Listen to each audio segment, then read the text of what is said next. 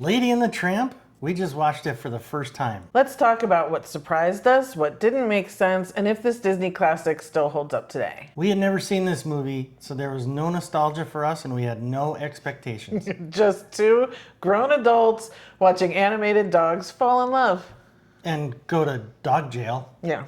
Let's review it all. All right. Hello, everyone. Hi, everybody. I'm Danny. I'm John. And today we are talking about the original 1955 classic, Disney classic, Lady and the Tramp. Yeah, we'll call it a classic. This is number 9 in our series of watching all of the Disney animated feature films. It's been kind of grueling so far. Well, you know, so It was a different time. Lady and the Tramp is actually one of the original stories. This was not based off of anything. Right. This didn't have some horrific book that Disney said, I'm going to Disneyfy that. So this was an original story, and I guess that kind of made people excited. So we'll see. Well, it was very popular when it came out, so. I actually don't remember if I read that or not. But anyway, okay. The write-up is the romantic tale of a sheltered uptown Cocker Spaniel dog and a streetwise downtown mutt.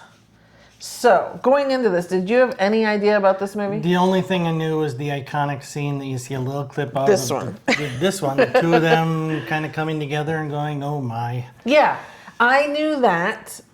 I had no idea where it was set. I didn't know what the actual storyline was. I still don't know what the storyline was. Well, I know what the storyline is, but I had no knowledge of the premise or the setup or. Which I said last time in our whatever the last movie was, Peter Pan, that I didn't know, like, did the dogs talk or was it like it was in their brains? Like, I didn't know what was going on. Yeah. So the dogs do talk. Peggy Lee, and what I read was that this was kind of the start of having like a massive star voice in animation. So, which I feel like is a little ripoff because we've had some good voices in previous movies. So she was Darling, the female woman. She was Peg, the dog. She was a couple other voices.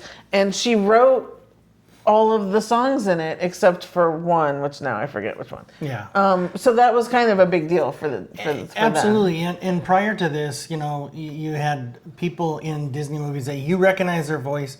They're in a bunch of them, but they weren't necessarily A-list actors or mainstream actors. And this is probably the first time that an actual big name actor or actress lent their voice to a Disney film. Yeah, and it worked for me. I liked the voice. I almost felt like, though, that Lady's voice and Darling's voice were alike, but they weren't. They were different people. Yeah.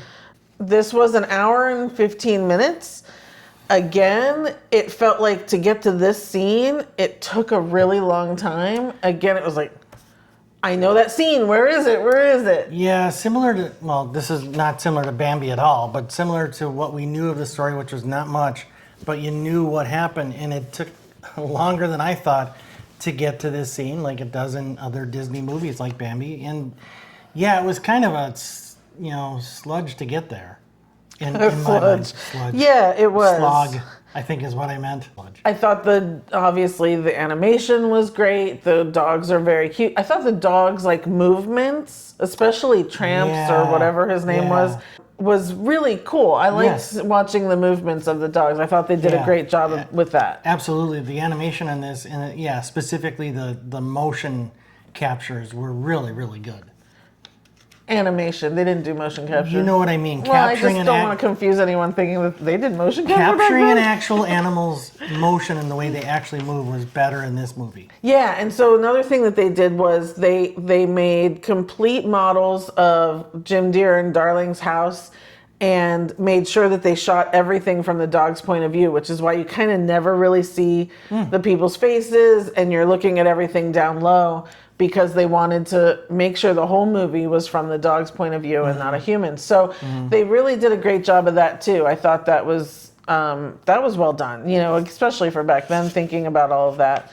Of course, Disney animators came up with that. I did not think we needed to suffer as much through the abuse, and I'm using that word very lightly because the aunt that came in to watch with the cats. She was so mean to Lady. I mean, especially with the muzzle and then like Lady taking off and it didn't seem like she cared, and then the whole rat thing. Like, what a horrible woman. And I guess every Disney movie needs a villain. Well, yeah, I mean, the bigger the antagonist, the bigger the reaction you finally get when things work out. Yeah, but I have a real issue. I cannot watch movies that are mean to dogs or horses. I spent quite a bit looking away from the screen, and if it were just me, I would have turned the movie off because it was too much for me. Yeah, I mean, I get that. I don't like that. I don't want to watch a dog in a muzzle. I don't want to watch. I didn't like any of that, and the whole fight scene when. Was Tramp his name, or is it something he had else, another name, and I like George forget or something? Well, yeah, I don't know. We'll have to figure that out. See, I still didn't follow a lot, but maybe that's because I spent a lot of time looking away from the screen. You did. So he didn't have a name, and he never calls Lady by Lady. He always calls her Pidge for pigeon, or Kid. Or Kid. So that was weird too. Because again, I kept going, "What's her name?" Like it kept confusing me. The first time he said Pidge, she thought he said. Yeah, I was like, did he just call her female term for dog? Which is, not used, but. She's like, what? Yes, that was a little too much for me. Yeah. So we've been kind of talking overall, but let's just kind of go to the highlight reel. What worked for us in this? Go ahead and start. Okay, so the animation worked really well for me. It was a good. It was really well animated, I thought, and the voice actors were really perfect for their roles, I thought. Yeah. It being an hour and 15 minutes was right. Any longer than that, and I think it would have been too long. I think that was good. It's a Disney movie, so they kind of always ultimately work out in the end. So that was a highlight in that everything kind of fell into place. Okay. And, spoiler alert, Tramp ends up, being Lady's husband or whatever. They have a family and he lives in the house. Yeah. So happy ending. Yeah. I agree. I think the highlight for me was definitely the animation, the way the dogs moved around. I liked a lot of the songs. Weirdly placed sometimes, and I still don't know what city they were in. I couldn't tell you. I was thinking like New Orleans or something, but I wasn't somewhere sure. South. Yeah. That doesn't matter, but so I would say the animation was probably the best thing in there, as well as the songs were very catchy. Yeah. But let's go on to the weak spots for us. Oh, well, the weak spot, I mean, yeah, we both kind of take exception when animals are in peril. Yeah. And I thought the aunt, however you pronounce it, was meaner than she needed to be, but again, they had to set the bar for the villain and needed it to be nice and villainous.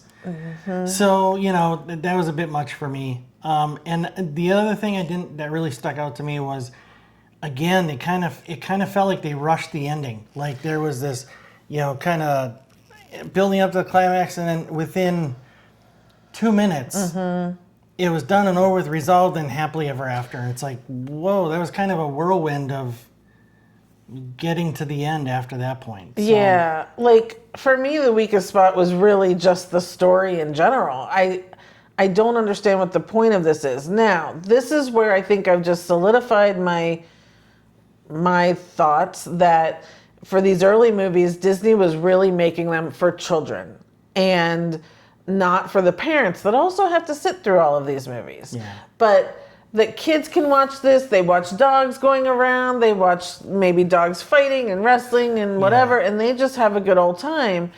Whereas the story didn't matter as much.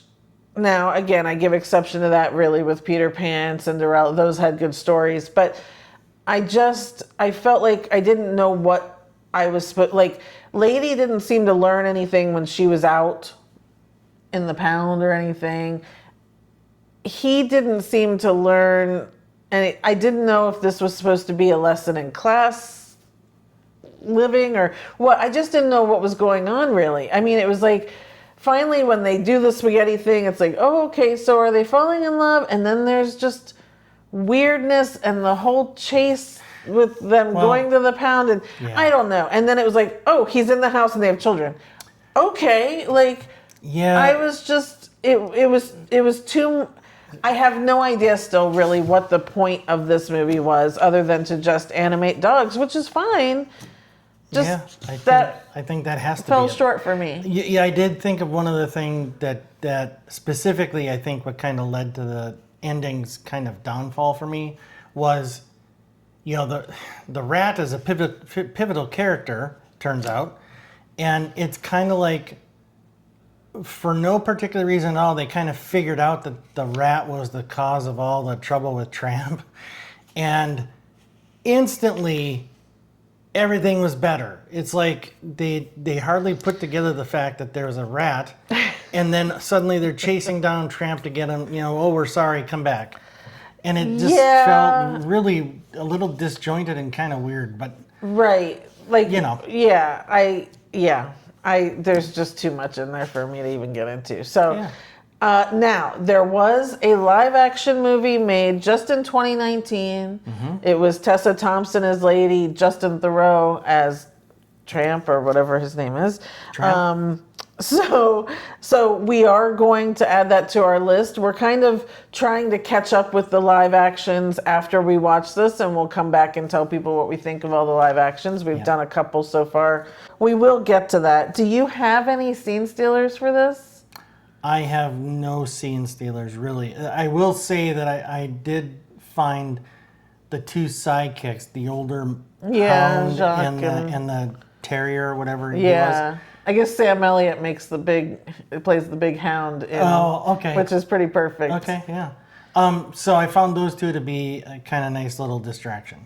I liked the jail thing, and when she was singing "He's a Tramp," Peg was singing that, and I liked how they gave every dog the accent, the English bulldog had an English accent, the Scotty had the Scottish accent, the Chihuahua had like a Mexican accent. Like, I thought that was clever the way they did that, and then like the dog singing and all that. That little scene kind of made me happy. Would you recommend this, and will you rewatch it? I would not recommend it. I mean, if it came up in conversation, I would say I saw it, and it was fine. I wouldn't. I don't think anybody has to watch this at this point. I think one thing I want to go backwards for just a minute. I loved how the two guys from the Tony's restaurant treated these dogs. Remember, we were like, so the aunt had to be so horrible, but then these two restaurant owners were so lovely and nice, setting up the whole table and everything for the dogs. Yeah, that was really a cool. Pleasant surprise, especially after in who was it? Pinocchio.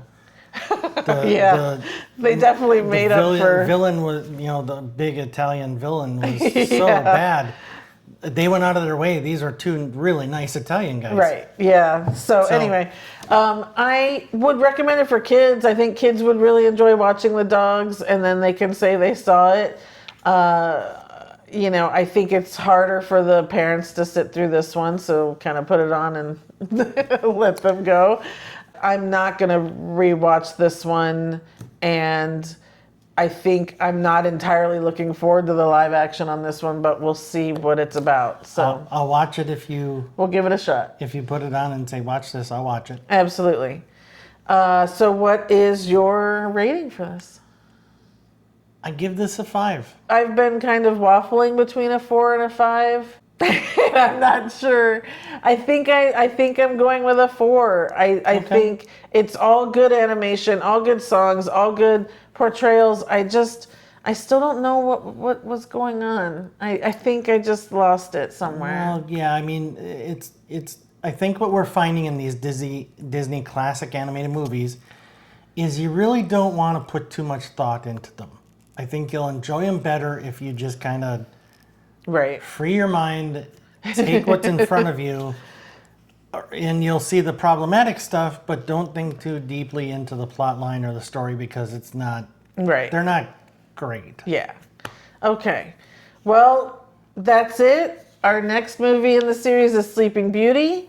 I know this movie very well, so I'm excited about that. You have no clue. Nope. Well, I got some clue. I know she falls asleep. You Evil know Queen. Maleficent. Yeah, she eats an apple, goes to seepies. No, No? that was Snow White, Oh, remember? sorry.